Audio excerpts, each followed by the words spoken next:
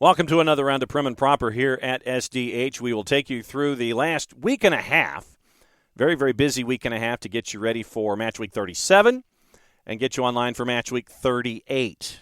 But first things first, before we get into Matchweek 37, let's go back and take a peek at the week that was, the week and a half that was, the week and a half that kind of set things up in the table a little bit. We know one of the teams that is relegated, and we are trying to still figure out the other two.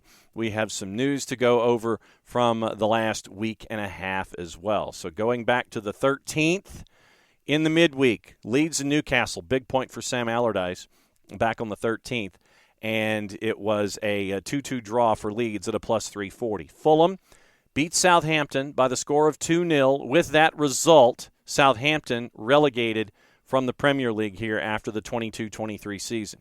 Manchester United, 2-0 win over Wolves, heavy favorite at a minus 263. Crystal Palace, winner at a minus 130 over Bournemouth, solidifying Crystal Palace's place, safe, mid-table, about normal. Bournemouth, safe as well, pretty much, with 2 matches to go. I think they're pretty much in there. It's just now positioning, trying to figure things out. Big point for Nottingham Forest, too. They also drew Chelsea at Stamford Bridge, 2-2 at a plus 333. Great effort by Nottingham Forest. And then Aston Villa beat Spurs by the score of 2-1 last weekend at a plus 131. Then on Sunday, 3 matches. Manchester City beats Everton by the score of 3-0. Took them a little bit to get the engine warm, but at a minus 270, they got the win. Big win for Brentford over West Ham, 2-0 at a minus 119. Ivan Toney suspended for recognizing 232 breaches of the FA rulebook when it came to gambling. And so he is out for 8 months. He cannot practice with Brentford until September. He cannot participate with Brentford until after the first of the year. And it appears that Brentford will be chasing after, depending on what happens with Coventry City. Looks like they might be getting Victor Gyökeres for $25 million, price asked by Coventry City. So Victor Gyökeres might be there to help out Brentford at the start of the 23-24 season. Will Thomas Frank being considered for the vacant Spurs position. We'll get into that in our Sound of the Week coming up in just a little bit. Brighton, big 3-0 win over Arsenal, and that pretty much sealed Arsenal's fate at a plus 334. Brighton put the pressure on early, kept it on, scored again. That was your late match on Sunday, pretty much sealed the fate for Arsenal and chasing after the championship. Monday Night Football, Liverpool won at the King Power 3-0 over Leicester, and then Newcastle put 4 on Brighton on the quick turn, literally 3 days rest before Brighton had to go to Newcastle. Newcastle wins it at a minus 123. So that sets up your standings and lays everything out here for the final 2 weeks of the season. Manchester City up 4 points with a match in hand. Arsenal, at 36 matches played, has 2 to go. They cannot get any more than 87 points. Manchester City, with 1 win in their final 3 matches, gets the Premier League title for the 5th time in 6 seasons. Newcastle, 36 matches played. They've got 2 to go. They have a 3-point lead over Manchester United, but Manchester United has a match in hand. Newcastle has to keep the pedal down. They've drawn 4 times. They've drawn 12 times of the 36 matches. 1/3 of their schedule has been draws this year. Only lost 5 times, but they've only won 19, 69 points, and they've hit each column once in their last 3. Manchester United, we mentioned there, at 66 points, snapped a 2-game losing streak last time out. Liverpool at 36 matches. They have stormed up the table, and they have 2 matches to go at 65 points. So that 4 outside chance at the 3. So that 4th position with Manchester United, it's going to come down to the last day. Brighton right now is chasing, locking down the 6th position. They've played 35 matches, 3 to go. They've lost 2 of 3. They're at 58 points. Spurs, 7th. Europa Conference League, they're at 57 points. They've lost 3 of 5. Villa, 57 points. 2-game losing streak snapped last time out. Brentford, 36 matches, 53 points. They can finish 7th, 8th, somewhere in there. They're going to need some help to get into European football. Fulham, 51 points, 2 matches to go. They can finish at 57. They've won 2 in a row. Chelsea, 43 points. 11th place, they can finish with 52 points. Fulham just needs 2 points to secure a bottom half finish for Chelsea with the ownership change and all the players that they've brought in under Bowley Clearlake and Frank Lampard, Mauricio Pochettino taking over at Chelsea. Crystal Palace, we'll hear from Roy Hodgson coming up in just a little bit. They've won 2 of 3. They're at 43 points as well. 2 matches to go. Wolves at 40 points. They're in 13th. They've got 2 to go. Everybody else has 2 matches to go for the remainder of the table. Bournemouth at 39 points. They've lost 2 in a row after that sprint that got them to 39 points. They are safe. Leeds can only get to, it's 37 points. So Bournemouth, safe. West Ham, 37 points. They've lost 4 of 5, but they're also trying to win a crown in Europe. And they have the chance to do that with the last match in European competition after beating AZ Alkmaar in the 2 legs in the European Championship that they're the European crown that they're chasing. First chance to win a title in 47 years under any circumstance for David Moyes. We'll hear from him in just a bit. Forest at 34 points. Here's where the fun starts. 4 teams separated by 4 points, 2 matches to go, 2 spots for relegation. Forest has hit each column once in the last 3. They're at 34 points. Everton has hit each column once in their last 3, 32 points. Leeds in the relegation zone right now. They've lost 19 of 36 this season. They have lost 3 of 5, 2 points in their last 5 matches. They're at 31 points. Leicester is at 30 points. They've lost 2 in a row. Not looking good for Leicester right now with 2 matches to go. And Southampton lost 4 in a row under Ruben Sayas. They have been relegated to the championship for the 23-24 season. In the championship, we're still trying to figure out who it's going to be that will be the 3rd team to be promoted. Coventry City and Luton Town. If Luton Town beats Coventry City, and they are favored for the game next weekend, Luton Town will have to do about $12 million worth of renovations to the stadium to make it up to Premier League standards. Coventry City's a plus 213 for the game on the 27th to determine that 3rd team. That's why they call it the £300 million game. We'll see what happens with Luton Town and Coventry. Now, let's get into the sound for the week before we get into the schedule for the week and the juice boxes that are attached to Matchweek 37. We mentioned West Ham and David Moyes. West Ham truly believe right now with their position in the table that they can climb with the last 2 matches of the season. They can get some climbing done. They can, if they win 2, they finish with 43 points, could finish maybe as high as 12th. What does David Moyes think about it, courtesy of West Ham their own selves? Well, I think it's an incredibly tough fixture, but we still feel as if we would like to get more points. We can still climb the table if we win games, so that's what I'm looking at, and we have to get ourselves ready again. But it's the hard part of Thursday, Sunday football, but it's a great part when you've just reached a final. The confidence, the belief, the atmosphere inside the stadium, hopefully will give us a real opportunity to maybe play without as much pressure as we've been under for a long time. Maybe give the players that opportunity to show the levels they can reach. So we'll look at it slightly different, but understand exactly, Leeds United are in a position where they need to try and win, and we'll try anything to do so. Next up, the situation at Spurs, and we'll tackle this 2 separate times. Sky Sports caught up with Marcel van der Kraan, journalist who has covered Feyenoord's run this season, and he was asked about Ernest Slot and what he has been able to do this season at Feyenoord, and what would happen if, say, Slot was hired by Spurs? Now, we all know that Cruyff had only a couple of people who followed him. One of them is Pep Guardiola. I would say this is a Pep Guardiola-style manager. Everything I've seen of him over the last 2 years, every week, week in, week out, he's been absolutely phenomenal. The players like him. His style of football is great. It's super attacking. The fans at Feyenoord cannot believe what they've seen over the last 2 years in the amount of entertainment in all the matches. And it's brought, a lot of goodness as well with the final and a trophy with the league again. And in the past, we all know that many Dutch coaches like to attack and we like to, have entertaining football, but it's been too naive. This coach is not naive. He's great. along those same lines. Once again, Slut, when he was asked about it, did not address it, but he did say that his next step would be outside of the league and that the Premier League is always a prime spot for folks when they want to pursue that next level of a managerial gig. Pep Guardiola, after the very, very busy week that he has had, knocking off Real Madrid in fine form to advance to the Champions League final against Inter Milan. Kelly Cates caught up with him to ask the question some folks are thinking about. What happens if you win the treble? So do you stay? Do you go? Here's Kelly Cates and Pep Guardiola, courtesy of Sky. If I was a Manchester City fan right now, I'd almost be terrified that you're going to win the treble because I'd be thinking, you've done it all. Are you walking away? Does that even cross your mind? Like, do you think, if I get the treble, my job here is done?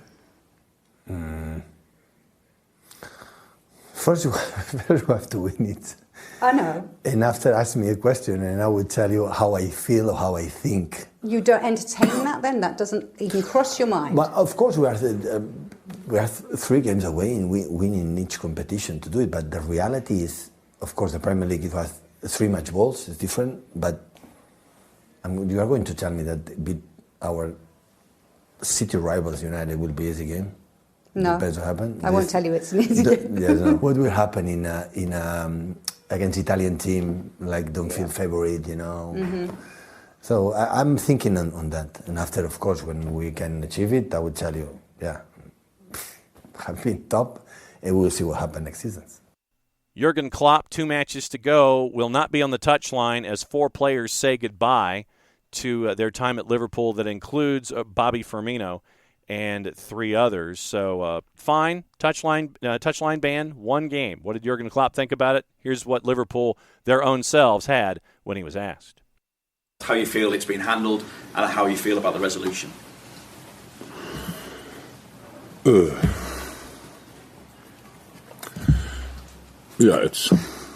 I expected a punishment with all the things we know and all the things we could hear and stuff like this, and it's okay. I would like to know, like I always would like to know, where the money goes, because if it's for a good cause, and I'm more than happy to pay it. If not, if the FA keeps it, then we have to talk again, and I think it's a bit harsh. But apart from that, people around me were pretty negative. They thought it will be longer.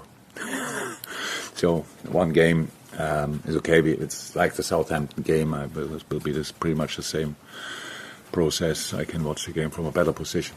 We mentioned the Manchester United situation. 3 matches to go. 1 match in hand under folks underneath them, and trying to chase and trying to stay away from Liverpool as they chase European football. Erik ten Hag was asked about the situation currently with the ownership situation in flux and what he's able to do about it. Here is Ten Hag's response, courtesy of Manchester United, their own selves. So, positive, Varane, definitely available. Scott, joining in training. I think when final training will go well, he will be in. Also, Ressi, he trained the whole week. But today he reported he doesn't feel well. And so he's ill. We have to see how he recovers during the day and then see tomorrow.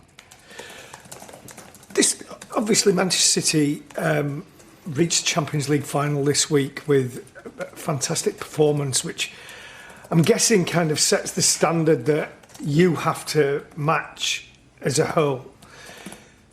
How does that affect the group that you need, the players that you need, and then the ability to go out and spend in the transfer market? How do you look at that when you see the level you've got to reach? When I see this project, so it's first of all important to get into the Champions League. So I don't think today at that standard. I look to the next game, and that's Bournemouth. We have to win that and to get in the Champions League. So we have everything in our hands. So focus on the game. Game's coming up. First game most important. Have you had conversations with, I don't know, Richard Arnold, with John Murtough about what is going to be available to you? We're talking every day. Interesting situation at Crystal Palace.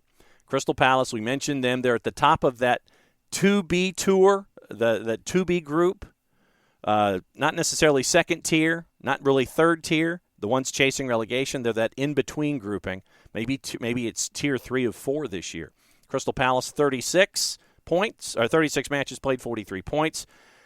The question remains about Wilfred Zaha. Roy Hodgson was asked about it, and here's what he said, courtesy of Crystal Palace, their own self. I'm not sure. You can never be sure, but it's not looking that likely. I'm afraid at the moment the injury seems to be more serious than we would have liked it to be. So I fear that he won't be playing again this season, but we can always live in hope. He's had a scan, has he? Yes. And what did that show? I can't remember now. I mean, there are so many different grades and different things, and but it's a proper strain that he's got, which doesn't clear up normally within 2 weeks. It would take a longer time than that, but it's not going to put his longer-term future at risk at all. But for this game coming up on Saturday and then one 8 days later, it's going to be too soon. And in terms of his longer-term future, do you think that will be here? I don't know. Will you have conversations with him? Have you had conversations with him about that? I think the club has, yes. The club has had conversations with him, and I think those conversations will continue, but I have no idea what the outcome will be or how advanced they are in either one direction or the other. All I can hope for as a Palace fan, of course, is that we'll still be able to see him play for Crystal Palace after this season, but I really couldn't give you an insider update, which is, I suppose, what you probably want from the manager of the club. But from your point of view, what would be the allure, the reasons for him to stay, in your opinion? I think it's a good club. It's a good club. I think at the moment we have a good team. I think the team is, if anything, getting stronger rather than weaker. I think the potential of the team is big, and they could hope next season to do better than we've been able to do this season. So all of those, I think, are very good reasons for wanting to stay at Crystal Palace Football Club. Plus, you know, if you're that much of a legendary or iconic player for the club as well, that's perhaps a further incentive for him to stay on. So there's plenty of reasons, you know, why he could stay if he wants to, and plenty of reasons, of course, why Crystal Palace would want him to stay. In terms of a legacy, you mean? He could leave a big legacy? He's already left a big legacy, yeah. I mean, the fact is, how much do you have to do to leave a legacy? I think that his performances for the club over so many years, coming through the ranks as he did, I don't think he needs to concern himself one bit about what sort of legacy am I leaving. He's leaving a fantastic legacy, whether he stays or whether he goes. It's more a question, I think, of how he sees his future and where he'd like that future to be. But in answer to your initial question, you know, what could keep him here? I think the club itself, the quality of the club itself, and not least of all, the quality of the team itself could keep him here. Last sound, we mentioned the Spurs gig, and we mentioned who is either interested or not interested. Xabi Alonso has pulled his name out of the running. Ryan Mason is still interested. Here's Ryan Mason pleading his case, courtesy of Spurs their own selves. You've made it pretty clear that you would like the job permanently. You feel you're ready for it. In the very back of your head, is there at all a concern that 31 years of age, having your dream job, there's nowhere really you can go after that? No, not at all. Listen, I've said that I feel ready to help this club in this moment, and I absolutely do. I trust my team. I trust the people at this club, and of course those decisions are the club decisions. But I remain confident in who I am and who my coaching team are as people, and I really feel like we have a good connection with this club, the players, and we can have impact in this short space of time. And of course, going forward, that's things that are in the future. Not really on my mind at this moment in time. We're just trying to create something right now, and we've tried to do that. I think we're doing okay at that, but of course, it's important that we get results on the football pitch. So let's get you into the matches for the weekend. Let you know what's going on. Very, very busy activity. Saturday, Sunday, Monday. Then the two makeup games are in the midweek. to carry you into match week 38. So let's run through juice boxes as we know them for the next 7 days. On Saturday, your morning match, 12:30 local time, 7:30 East Coast time. Spurs a -119 hosting Brentford at a +320. Manchester United at the Vitality is a -196 going up against Bournemouth, home dog at a +512. Fulham +137 at Craven Cottage hosting Crystal Palace at a +206. Liverpool with the send-off of the four players, -200 at Anfield. Aston Villa's a +514. Wolves at the Molineux +175 hosting Everton, who are a road favorite at a +167. And boy, do Sean Dyche and Everton need the points. The ownership situation may be settled as soon as Monday. Keep an eye on it with 777 Partners and Everton. Nottingham Forest, the late game on Saturday at a +417 hosting Arsenal, who's a -161. Sunday, 3 matches. 8:30 in the morning, West Ham hosting Leeds. West Ham is a +150, coming off of European football competition in a very, very heated match to get them to a European final. Leeds a +179. Brighton, -435 at home, 9 o'clock Eastern to Southampton. Southampton, north of +1150. Manchester City, big favorite at home, -385, hosting Chelsea, who is north of +1050. Monday Night Football, Newcastle and Leicester. Newcastle's a -270. Leicester is a +680. On Wednesday, Brighton hosting Manchester City. The title could be clinched by then. Manchester City's a -115. Going to Brighton. Brighton's a +279. Your draw's a +312. And May 25th, in the midweek, Manchester United and Chelsea with the last match that is evened out before you get into championship weekend. Chelsea +392 at Old Trafford. Manchester United is a -154. That's your rundown of everything that is going on Prem and Proper as we get you ready for Match Week 37. Long match week, long 7 days. So enjoy what's going on in the Premier League as we chase the end of the story in the Premier League for the 22-23 season. For everybody here at SDH, I'm just John. Play it safe, everybody. Enjoy the matches. We'll catch up with you this time next week.